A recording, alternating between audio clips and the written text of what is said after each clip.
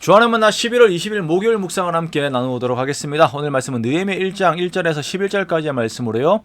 하나님의 나라를 위하여 기도하다라고 하는 제목을 함께 묵상을 나누도록 하겠습니다. 자, 오늘부터 우리는 느헤미야서를 함께 보게 됩니다. 에스라와 동시대에 살았던 느헤미야의 말씀을 통하여서 하나님 나라의 재건이라고 하는 가치들을 우리들의 마음에 다시 새기는 우리가 되기를 원합니다. 느헤미야서의 시작은 느헤미야라고 하는 인물을 소개하는 것으로 시작합니다. 느헤미야는 수산궁에 거주하는 인물입니다. 그리고 느헤미야는 아직 아닥사스다 왕의 술 맡은 관원장이 되기 전입니다. 수산궁이라고 하는 곳은 페르시아의 수도 중 하나로 왕들이 겨울에 거주하는 곳이었습니다. 기슬레월이라고 하는 시기가 1장에 나오는데요. 이때는 11월에서 12월입니다. 즉 겨울이죠. 느헤미야가 수산궁에 있고 아닥사스다 왕이 수산궁에 거주하고 있는 시기다라고 하는 것을 말씀을 하는 것입니다. 이때 느헤미야에게 한 가지 소식이 들리게 됩니다.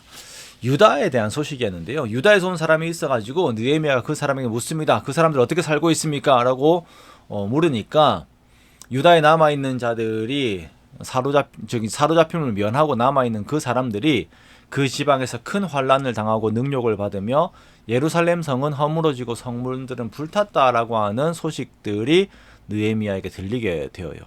이 소식을 들은 느헤미야는 눈물을 흘립니다. 자신이 사랑하였던 고향이자 하나님의 나라가 이렇게 무너진 것을 보면서 눈물을 흘립니다.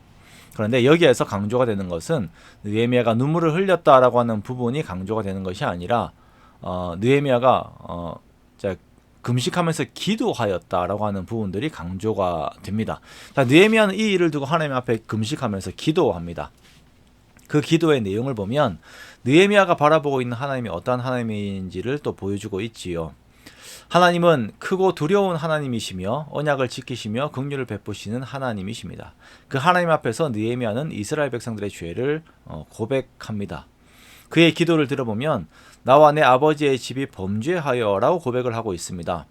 유다 백성들이 죄를 범하였지만 느헤미야는 자기 자신을 그 죄와 분리시키지 않습니다.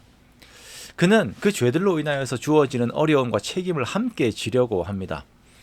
며칠 전에도 말씀을 드렸지만 비판주의적인 시각이 강한 신앙생활을 하다 보면 타인들에 대한 비판은 강합니다만 자기 자신에 대한 것들은 못 보는 경우들이 있습니다. 우리가 이러한 사고들을 주의해야 합니다. 자, 우리는 죄에 대해서 분별하되 그것을 함께 짊어지면서 기도해야 합니다. 모세도 그렇게 하였고 다니엘도 그렇게 하였고 오늘 본문의 느헤미야도 그렇게 기도하고 있습니다. 느헤미야는 백성들의 죄를 두고 나와 내 아버지의 집이 범죄하였다라고 먼저 고하며 백성들을 위하여 하나님의 은혜를 구하고 있습니다. 자, 느헤미야는 기도하면서 하나님의 말씀에 근거하여 기도합니다. 이스라엘의 불순종으로 인하여 포로됨이 하나님의 공의로운 징계임을 인정하면서도 이스라엘이 돌아와 하나님의 계명을 지킬 때에 하나님께서 다시 돌아오게 하시겠다라고 하신 그 약속을 붙듭니다.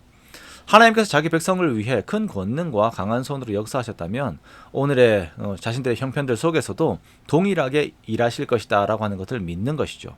그리고 그 기도의 결과 느헤미야는 왕의 신임을 받는 중요한 자리인 왕의 술관원이 되었습니다.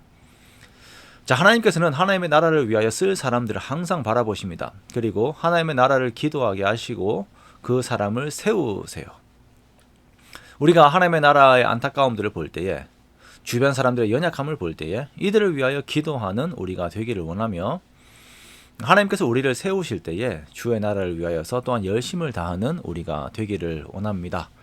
자, 그렇게 오늘날 나의 시대에 일하실 하나님의 뜻들을 바라보면서 주의 선하심을 그 선하신 계획에 그 일에 함께 동참하는 저와 여러분이 되시기를 주님의 이름으로 축원합니다.